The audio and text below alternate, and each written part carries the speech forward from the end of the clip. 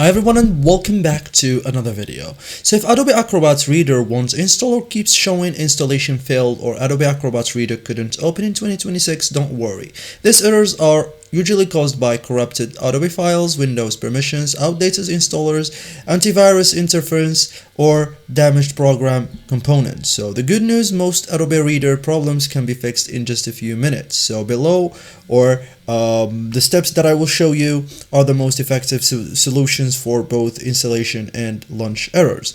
So first thing, restart your computer first. So before trying anything advanced, save your work, restart your computer, try installer or opening Adobe Reader again, clears temporary processes, releases locked files. So this simple fix solves many installation failures. Okay, you can also download a fresh Adobe installer. Like old or corrupted installer frequently cause problems. Like go to Adobe's official website, download the latest Adobe Acrobat Reader installer, delete the old installer, run the new installer. So prevents corrupted installation files, so ensures compatibility with the latest Windows updates. Never use third-party download sites.